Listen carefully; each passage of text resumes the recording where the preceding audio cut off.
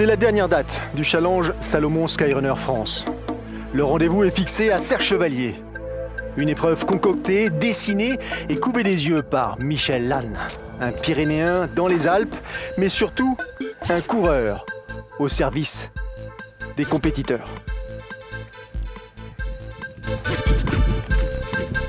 Ça y est, mais on a Serre-Cheveux, c'est la dernière manche du Skyrunner 2014. C'est la 5e manche, c'est la finale.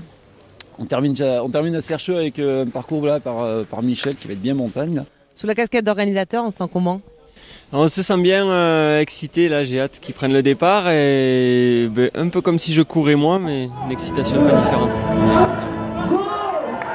Après l'Ergisport, Trail du Ventoux, le marathon du Mont Blanc, l'ITT de Val d'Isère et le Grand Raid des Pyrénées, des épreuves que vous avez pu suivre sur notre antenne, le Serre-Cheveux Trail propose un parcours de 48 km à ses inscrits agrémenté de 4000 mètres de dénivelé positif, un programme Maos costaud. De grosses ascensions, des difficultés en fin de parcours et un terrain super technique. Et puis, surtout les 4000 mètres de dénivelé positif à avaler, quoi. Cette année, c'est très montagne.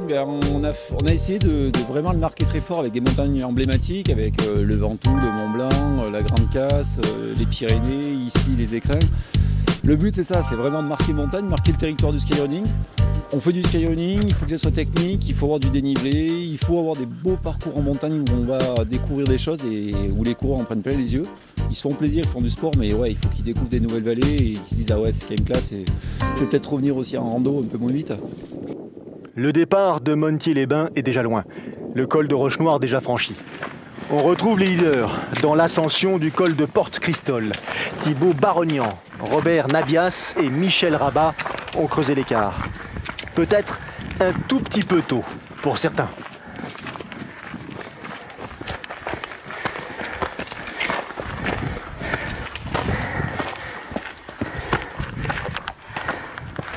Julien Navarro, le leader du challenge, compte 1:30 de retard sur le trio de tête. Il a du mal à conserver les liquides. Ça va? Ça va. Quelques problèmes gastriques. C'est de s'affranchir.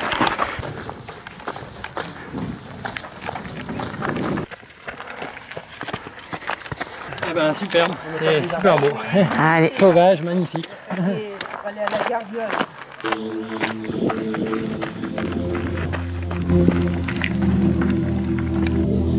Sur le 48, il va falloir tenir parce qu'il va falloir avaler les 4000 mètres avec une monstre finale en descente, avec 1300 en descente à la fin qui va vraiment casser de la cuisse.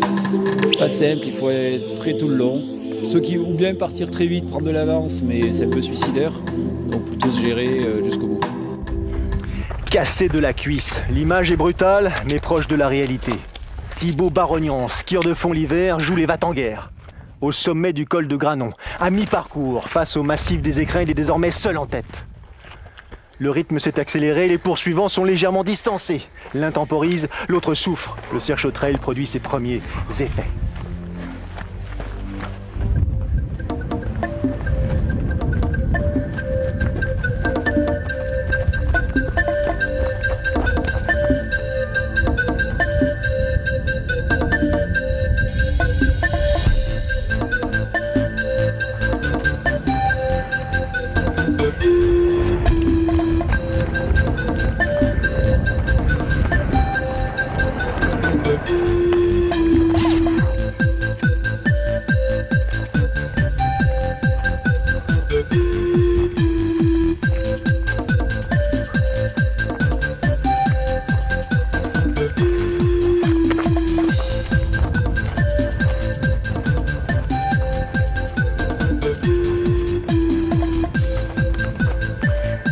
Elle a le sourire et le coup de bâton conquérant.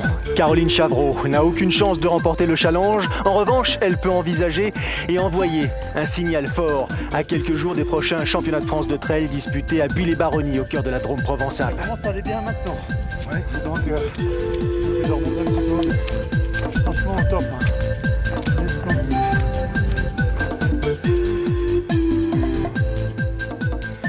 Les décors sont époustouflants et la météo complice. Normal que les coureurs soient ivres de bonheur. Dès sa première année d'existence, la Serche Trail pénètre avec fracas dans le club très fermé des grandes épreuves de montagne.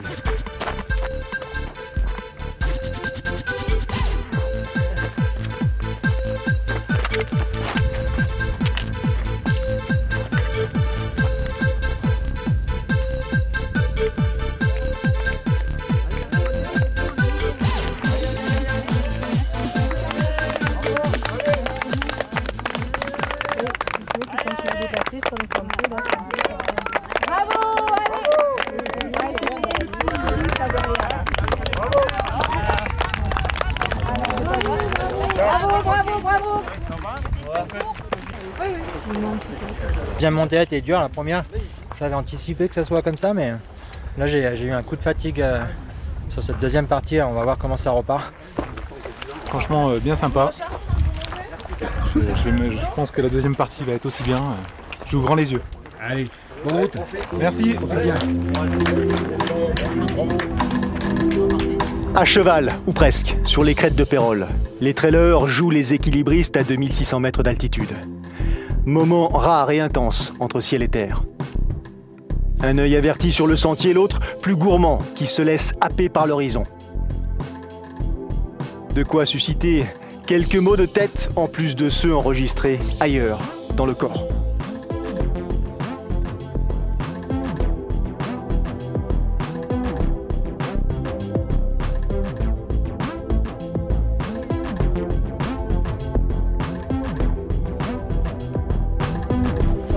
C'est une partie vraiment dure là hors trace, c'était vraiment raide. Il fait chaud, mais bon ça va. J'ai passé un bon coup de moins bien, ça a l'air de revenir. Thibaut Barognan a repris des couleurs. Dans la montée vers le Grand Area, Fabien Abias pointe désormais à 5 minutes du leader. L'écart peut sembler conséquent à 13 km de l'arrivée. Il n'empêche que l'attitude du coureur paraît plus souple, plus déterminée. Michel Rabat, lui, n'est pas tout à fait dans le même état de fraîcheur.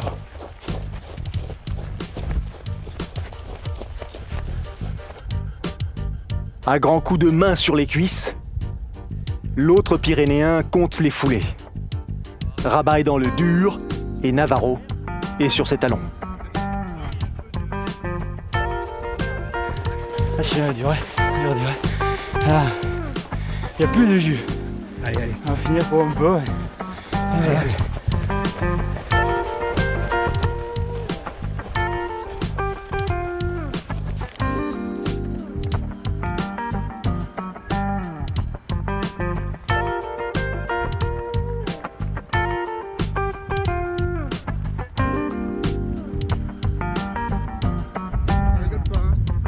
Voilà, il n'y a plus que 700 mètres, ça va le faire après. Hein.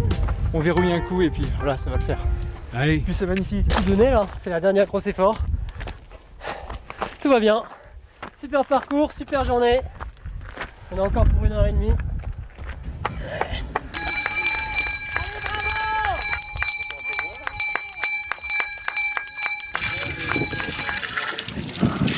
Le petit belge, il aime pas trop les montées.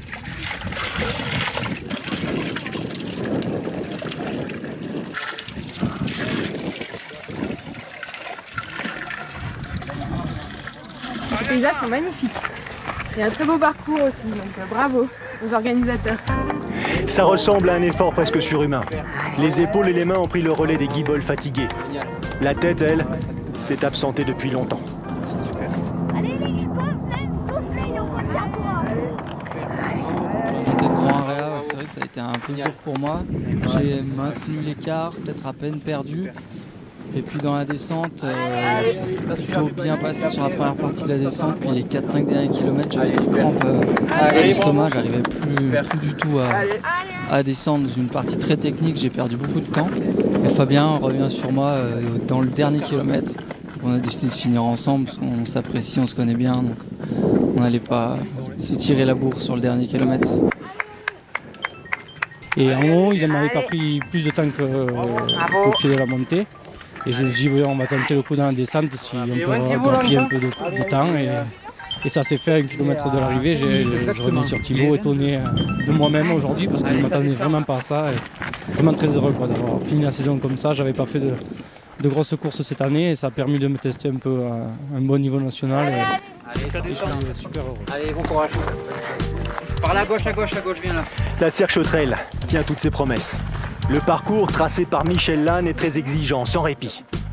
Barognan coince, à 10 km de l'arrivée. Nabias tire les bénéfices de sa stratégie de course. Navarro se dirige vers le titre et Rabat profite de ses éclairs de lucidité. Allez, super, bravo. Allez. Bravo. Génial.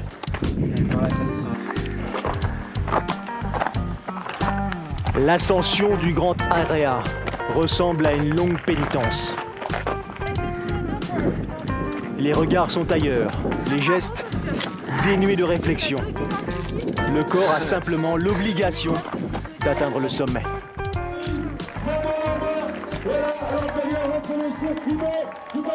Main dans la main, après 6 heures de course éprouvante, Nabias et Barognan inaugurent le palmarès du Serche Trail. Félicités par leur bourreau de copains, Michel Lannes. Avec eux un petit peu. Voilà, une belle arrivée ensemble, ça fait plaisir. Bravo les gars. C'était super déjà. Le parcours il est magnifique. Merci à Mitch, merci aux organisateurs, franchement, ça fait vraiment plaisir, le temps était parfait. Moi, je me suis régalé, moi j'ai un peu galéré sur la dernière descente, j'avais des crampes d'estomac, j'arrivais plus quoi. Fabien me reprend au dernier kilomètre, puis on finit ensemble. Alors, faut que je le remercie, déjà c'est grâce à lui si on finit ensemble. Je pense qu'on a fait une belle course. Je me dis une place dans les 10, déjà ça serait chouette. Je suis vraiment content de ma saison et finir comme ça, c'est super. Remporter le challenge était son objectif. C'est chose faite grâce à cette 3e place. C'était la dernière étape, donc le Serche Trail. Et donc sur le final, je fais 4e au Ventoux, 1er au GRP, et 3e sur le Serche Trail. Ça me permet de gagner le challenge. Donc c'était, on va dire, l'objectif de la saison.